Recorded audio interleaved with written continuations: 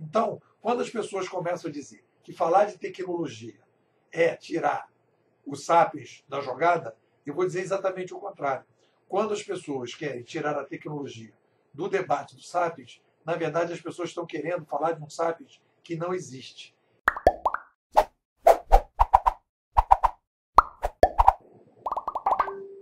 Eu estava fazendo um debate aí no grupo Transformadores Digitais, e aí eu estava falando, né, do aspecto da chegada da nova tecnologia como o grande gatilho da mudança.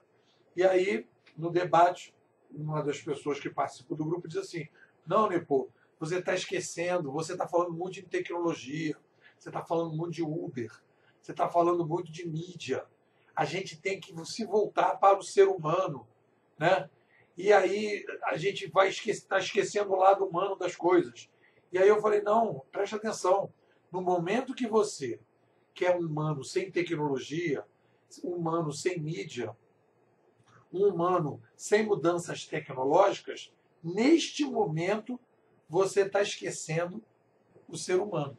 O grande salto filosófico que a gente tem que fazer para entender o mundo digital é render as homenagens para o meu guru de plantão, um cara chamado Marshall McLuhan, um canadense que criou, né, há mais de 70 anos a Escola Canadense de Comunicação, que toda ela está estruturada dentro de duas visões do McLuhan. A primeira, a tecnologia como extensão do homem. Não dá para separar tecnologia do ser humano. Nós somos uma tecnoespécie. No dia que a gente resolveu sair das cavernas, né, que a gente fez aquela assembleia, aí a galera falou assim: olha, a única forma para a gente poder deixar de ser esse primata aqui que a gente precisa adotar as tecnologias. Então, aonde tem um ser humano, tem tecnologia. Aonde não tem tecnologia, não tem ser humano. Não dá para separar. No momento que você começa, aqui é a consciência humana, aqui o ser humano está aqui, é tecno puro, e aí a gente está falando de tecnologia, esquece tecnologia, tira tudo e tal. Esse ser humano não existe. No momento que você tem aí uma opção de livrinho como esse aqui do Lalux, falando de nova consciência, e tem uma galera toda aí falando de nova consciência, tem manifestação de nova consciência por aí, do pessoal falando: a gente agora tem uma nova consciência, vamos desenvolver essa nova consciência, aí já tem trabalho de meditação para nova consciência, e a gente precisa melhorar a nova consciência. Gente, isso aí tudo não é por aí, cara. Qual é o processo de caminhar? Nós temos uma barreira, nós somos uma tecnoespécie, essa tecnoespécie vive dentro de uma determinada bolha, que tem determinadas latências, tem determinadas demandas, e existem, obviamente, mudanças que podem acontecer dentro de um determinado ambiente midiático, em que você vai fazer determinadas alterações. Você vai, por exemplo, ali na chegada do alfabeto grego na Grécia, o que vai acontecer? As pessoas vão ali, já dentro da nova mídia, pensar filosoficamente, pensar determinadas questões que vão acontecer, etc. E que vão pensar de uma maneira diferente, vão aprofundar determinados debates filosóficos. Mas aquilo foi possível pela chegada de uma nova mídia, né? Sem a nova mídia, não existiria a possibilidade de pensar a Grécia daquele jeito. Da mesma maneira que a Renascença, depois da Idade Média, sem a prensa, não teria maneira de pensar isso. Então, quanto mais você disseminar aquela nova mídia, o ler e o escrever, etc., massificar isso para todo mundo, colocar essa questão como uma questão central, mais você vai conseguir desenvolver uma nova consciência. Ah, Nepo, não existe nova consciência? Claro que existe. Existe uma nova tecnoconsciência. A gente tinha uma tecnoconsciência oral escrita e hoje nós temos uma tecnoconsciência digital, que tem determinadas características. Mas ela só é uma nova tecnoconsciência porque nós temos uma nova bolha tecnocultural. E aí as pessoas querem fazer o quê? Não, essa nova consciência vem aí de uma conjunção de planetas. De quando em quando, como é que é o nosso amiguinho aqui, Lalux, de vez em quando a sociedade entra em estado alfa e muda a sua consciência. Não vai entender nada. Não vai entender nada. Porque aí começa também todo um debate aí sobre sociedade do compartilhamento, sociedade da mudança, sociedade disso, sociedade daquilo.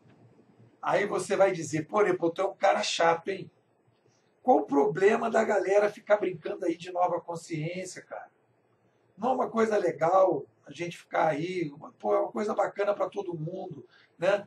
Pô, tá todo mundo entrando nessa vibe, por que você fica aí pegando no pé dessa galera? Porque olha só, cara, deixa eu situar da seguinte maneira. Quando a gente vai falar de sociedade de compartilhamento, por exemplo, e aí a gente vai separar duas coisas, que eu estava conversando com o Leandro Jesus aí, num bate-papo que a gente estava tendo, a gente vai separar dois problemas complexos aí. Dois problemas, o complexo e o mais simples. Quando a gente está falando de 7 bilhões de pessoas, nós estamos falando aí de problemas complexos, nós estamos falando de metrô em São Paulo, nós estamos falando de transporte em São Paulo, nós estamos falando de alimentação, de produção de 210 milhões de pratos de comida para os brasileiros, né? Nós estamos falando aí de produção macro, nós estamos falando aí de introdução de novas tecnologias que permitem o compartilhamento maior do que tínhamos no passado. O Uber é um compartilhamento maior na área de transporte que permite, com mais qualidade e redução de custo, você poder fazer um atendimento mais exponencial. Por quê? Você tira o gerente, você coloca novas tecnologias e, a partir daí, você cria um novo ambiente tecnológico que começa a gerar uma nova consciência. Pô, por que eu preciso de carro se eu tenho uma coisa tão barata como um Uber para me atender? Aí o cara começa a mudar a maneira de pensar sobre as coisas. Mas preste atenção na sequência. Tem a latência por mudança de transporte, tem o surgimento de uma nova plataforma e, a partir daí, vem uma nova tecnoconsciência. E não o contrário. Claro que no momento que eu tenho essa nova tecnoconsciência, eu posso dizer que em determinadas situações, para a resolução de problemas mais simples, do tipo, pô, eu tenho uma cidadezinha pequena aqui, agora dentro dessa nova tecnoconsciência do compartilhamento, será que eu não posso, de repente, criar aqui uma fazenda orgânica para a gente, de repente, colocar o orgânico nessa pequena cidade? E eu não quero trabalhar com nenhum tipo de tecnologia. Tudo bem, você tem uma cidade lá com 300, 500 habitantes, você vai conversar com as pessoas, vai fazer uma cooperativa, um bababá, beleza. Então você está pegando uma consciência, assim, uma espécie assim, de espírito do tempo que está acontecendo, de revisitação ao compartilhamento, de renascimento de um pensamento de compartilhamento, e vai fazer isso de um determinado tipo de solução pequena. Tudo bem, esse não é o problema. O problema é que essa galera que fica nessa viagem aqui do compartilhamento acha que esse compartilhamento, esse modelo de compartilhamento que pode servir para micro situações, querem jogar esse compartilhamento para as organizações tradicionais, que têm uma responsabilidade de uma complexidade muito maior. Aí começam a dizer que é preciso criar uma nova consciência dentro das organizações tradicionais para que as organizações tradicionais sejam mais abertas, sejam mais conscientes, com propósito, etc. Só vai existir a possibilidade em problemas complexos na implantação de plataformas tipo Uber, que é a curadoria, que é a uberização. São duas coisas separadas. E o veneno desse negócio, dessa nova consciência que está sendo colocado na cidade, aí no geral, é que as pessoas querem pegar essa tecnoconsciência que começa a poder resolver uma série de questões pequenas, as pessoas querem ir para a complexidade. Aí o que vai acontecer?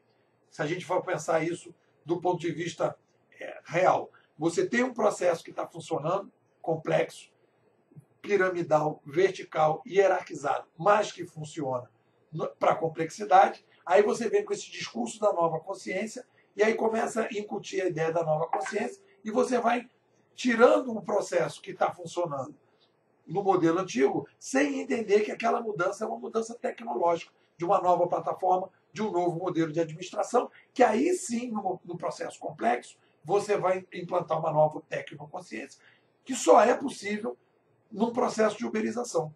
Se você não tem essa visão clara, você vai começar a querer intoxicar um determinado processo complexo com um mimimi que não vai funcionar. E aí você vai criar problema em vez de trazer solução. E aí a gente tem problema.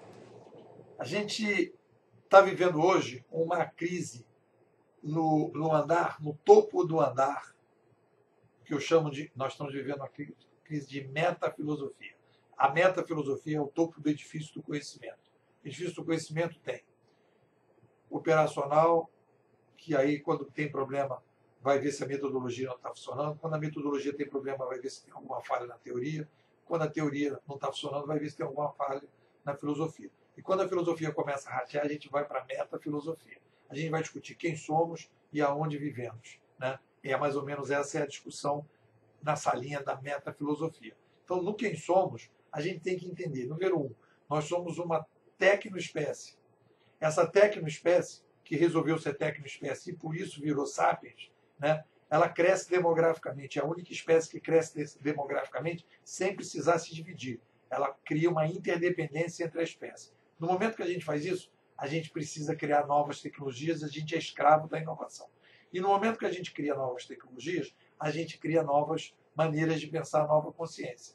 Então, quando as pessoas começam a dizer que falar de tecnologia é tirar os sapiens da jogada, eu vou dizer exatamente o contrário. Quando as pessoas querem tirar a tecnologia do debate dos sapiens, na verdade as pessoas estão querendo falar de um sapiens que não existe. E esse é o problema principal que a gente está tendo nesse novo século.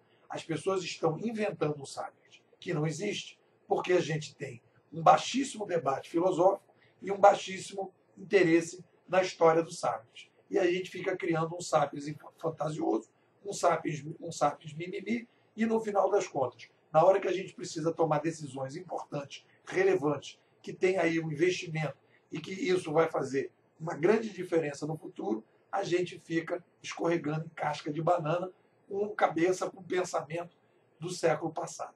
É preciso dar uma reciclada e a minha sugestão, já disse isso, vou repetir. Está escrito assim, Wi-Fi, senha do Wi-Fi do novo ambiente tecnocultural que a gente está vivendo. Aqui a senha, está escrito assim, novo século. Você escreve lá, Marshall McLuhan. A senha, Marshall McLuhan. Vai estudar o cara para poder dar um upgrade na maneira de pensar o século XXI. Aquele papinho, né? Gostou do vídeo? Curte, compartilha, marca lá o canal. Né? E vou avisar para você o seguinte, esse debate todo que a gente fez aqui agora é resultado da discussão que a gente está tendo no grupo Transformadores Digitais Brasil. Convido você a participar, se você tem interesse no tema, está com esse desafio, né, de trazer uma empresa que tem legado para esse novo mundo, entra lá que é o debate que a gente está fazendo, um debate bem legal, leituras compartilhadas e o dia a dia da discussão. Eu levo nesse grupo a visão, né, da Escola Canadense de Comunicação, o que eu estou chamando aí de transformação digital bimodal. É um conceito novo que a gente está trabalhando, que parte de uma visão filosófica teórica que vem do Canadá. É isso aí, fica ligado.